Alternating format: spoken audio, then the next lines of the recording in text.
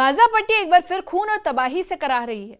7 अक्टूबर 2023 से शुरू हुई जंग में अब तक 58,000 से ज्यादा फिलिस्तीनी मारे जा चुके हैं, जिनमें सबसे बड़ी संख्या बच्चे और महिलाओं की है।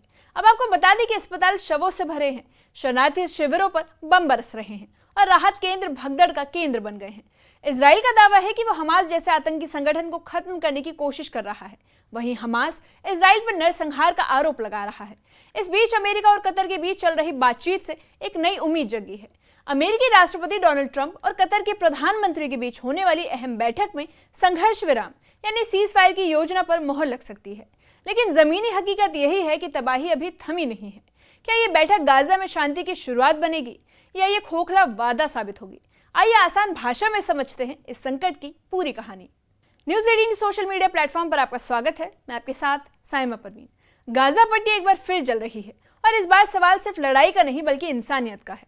इजराइल और हमास के बीच चल रहे संघर्ष में अब तक 58,000 से ज्यादा फिलिस्तीनियों की मौत हो चुकी है, जिनमें बड़ी संख्या में महिलाएं और बच्चे शामिल हैं। इसी बीच अमेरिकी राष्ट्रपति डोनाल्ड ट्रंप एक नए संघर्ष विराम की उम्मीद लेकर कतर के प्रधानमंत्री से मुलाकात करने जा रहे हैं। लेकिन जमीनी हकीकत कुछ और ही है। जैसा कि आप जानते हैं कि गाजा में बमबारी जारी है, राहत केंद्रों पर भगदड़ मची हुई है, बच्चों की लाशें सड़कों पर देखी जा सकती है और अस्पतालों में चीखें गूंज रही है। लेकिन इसी बीच इजराइल ने बड़ा बयान दिया है। इजराइल का कहना है कि वो आतंकवाद के खिलाफ लड़ाई लड़ रहा है, जबकि हमास पर झूठ फैलाने और हालात बिगाड़ने का आरोप लग रहे हैं, जिसके बाद सवाल उठने लगा है कि क्या गाजा में शांति की कोई किरण दिख रही है। दरअसल 7 अक्टूबर 2023 को गाजा में सब कुछ बदल गया। हमास ने इजराइल पर एक साथ 5,000 से ज्यादा रॉकेट दागे और 238 लोगों को अगवा कर लिया। इस आतंकी हमले में 1,200 से ज्यादा इजरायली मारे गए।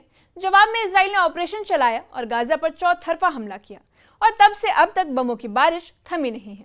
इजराइल का कहना है कि वो आतंकवाद के खिलाफ लड़ाई लड़ रहा है, लेकिन इसी बीच आम नागरिकों की जान सबसे ज्यादा जा रही है। यूएन के मुताबिक इस ऑपरेशन में अब तक 58,000 से ज्यादा फिलिस्तीनी मारे गए, जिनमें बड़ी संख्या में महिलाएं और बच्चे शामिल हैं। वहीं गजा के शिफा अस्पताल की रिपोर्ट रोंगटे खड़े करने वाली है। सिर्फ एक ही हमले में 19 लोगों वाला पूरा परिवार खत्म हो चुका, जिसमें 8 महिलाएं, 6 बच्चे और कई लोग शामिल थे। यह हमला गाजा शहर के तेल अवीव हवा जिले में हुआ। एक और हमले में विस्थापितों के लिए बने शिविर पर बम गिरा, जिसमें एक और परिवार के 4 सदस्य मारे गए। शरणार्थी शिविरों पर हो रही बमबारी से साफ है कि यह युद्ध सिर्फ सीमाओं से निकलकर मासूम जिंदगियों का भी हमला बन चुका है। अस्पतालों में शवों की कतारें लगी हैं और हर तरफ बस मातम है। गजा में हर दिन की शुरुआत धमाकों और हर रात की खत्म मातम से होती है। मंगलवार को इजरायली सेना ने उत्तरी शाती शरणार्थी शिविर पर हमला किया। इस हमले में हमास का एक विधायक, एक पुरुष, एक महिला और उनके 6 बच्चे मारे गए। इतनी बड़ी संख्या में मौतों के बावजूद इजरायली सेना ने इस पर कोई टिप्पणी नहीं की।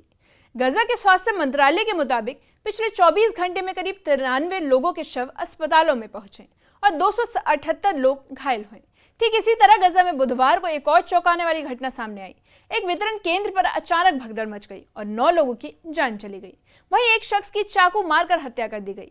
गाजा इनह्यूमन फंड नामक इजराइल समर्थित अमेरिकी सहायता संगठन ने यह कहा कि ये मौतें हमास द्वारा फैलाई गई गलत सूचना की वजह से हुई। संगठन ने दावा किया है कि हमास ने हमला होने की वजह से अफवाह फैलाई, जिससे भगदड़ मच गई। हालांकि इस दावे के समर्थन में कोई पुख्ता सबूत सामने नहीं आए हैं। वहीं सीज फायर की कोशिशें तेज होने लगी हैं। अमेरिकी राष्ट्रपति डोनाल्ड ट्रंप बुधवार को कतर के प्रधानमंत्री से मुलाकात करने वाले हैं। सूत्रों के मुताबिक इस बैठक का मुख्य मुद्दा गाजा में संघर्ष विराम होगा। ट्रंप इससे पहले कतर के अमीर से फोन पर बात कर चुके हैं और अब तक 60 दिनों की संघर्ष विराम योजना पर चर्चा चल रही है। इस योजना में इजरायली सेना की वापसी, बचे हुए बंधकों की रिहाई और राहत सामग्री पहुंचाने की बात है। ट्रंप ने कहा कि वो उम्मीद कर रहे हैं कि एक हफ्ते में डील हो सकती है। गाजा के हालात ऐसे हैं कि किसी भी मदद को पहुंच पाना बेहद मुश्किल हो गया है। बिजली, पानी और भोजन की आपूर्ति लगभग बंद है। यूएन के मुताबिक गजा पर लगाया गया इजरायली नाकाबंदी अब एक ह्यूमन ट्रेजेडी में बदल चुका है। वहां न दवा है, न पानी है और न ही इलाज। अस्पतालों में जले हुए बच्चों का इलाज तक नहीं हो पा रहा।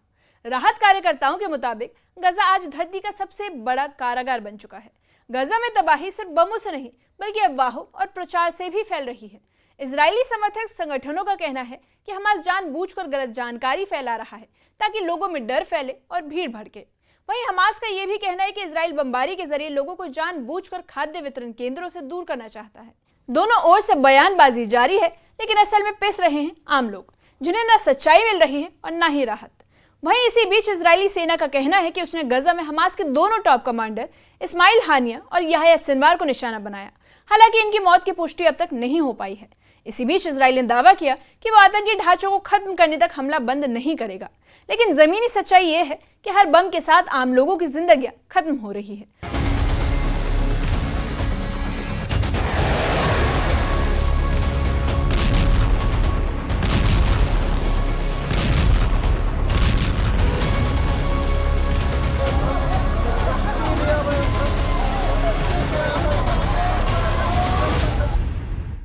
और अब जब हमास की ताकत घटती दिख रही है तो सवाल उठने लगा है कि क्या गाजा के भविष्य का क्या होगा। इस पूरे संघर्ष में बच्चों की मौत सबसे बड़ी त्रासदी बन गई है। गाजा के स्कूल अब मलबा बन चुके हैं और प्लेग्राउंड बमबारी के खून से सनी पड़ी है। एक रिपोर्ट के मुताबिक अब तक मारे गए 58,000 से ज्यादा लोगों में बड़ी संख्या में बच्चे और महिलाएं शामिल हैं। संयुक्त राष्ट्र ने इसे चाइल्ड जेनोसाइड यानी बच्चों का नरसंहार बताया। वेस्ट बैंक में भी हालात शांत नहीं है। मंगलवार को इजरायली सेना ने कई इलाकों में छापेमारी की और कम से कम 10 फिलिस्तीनियों को गिरफ्तार कर लिया। इसमें 17 से 20 साल के युवा शामिल हैं। साथ ही इजरायली प्रशासन ने एक 3 मंजिला मकान को ढहा दिया। यानी एक तरफ गाजा जल रहा है, वहीं दूसरी तरफ वेस्ट बैंक में भी तनाव फैल रहा है। इससे साफ हो गया है कि संघर्ष सिर्फ एक शहर या सीमा का नहीं बल्कि पूरे इलाके का है। इजराइल और अमेरिका मिलकर गाजा के पुनर्निर्माण की योजना बना रहे हैं, लेकिन इसमें विस्थापन का मुद्दा भी सामने आ रहा है। एक रिपोर्ट के मुताबिक इस प्लान के तहत लाखों फिलिस्तीनियों को उनके घरों से हटाकर अन्य जगहों पर बसाया जा सकता है। इसका मतलब है कि एक और तनाव का संकट।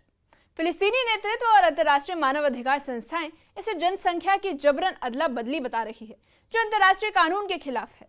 अब जब ट्रंप और कतर के पीएम की बैठक होने जा रही है तो सबकी निगाहें इस पर टिकी है और सवाल उठने लगा है कि क्या ये मुलाकात गाजा के लिए शांति का रास्ता खोलेगी। अमेरिकी मध्यस्थता पहले भी कई बार नाकाम रही है, लेकिन इस बार हालत कहीं ज्यादा भयानक है। अगर संघर्ष विराम पर सहमति नहीं बनी तो गाजा में और जाने जाएंगी और तबाही फैलेगी।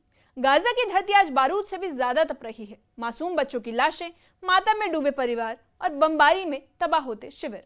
अब जब ट्रंप और कतर के प्रधानमंत्री की बैठक से उम्मीद जागी है तो जरूरत इस बात की है कि शब्दों से ज्यादा असरदार काम हो।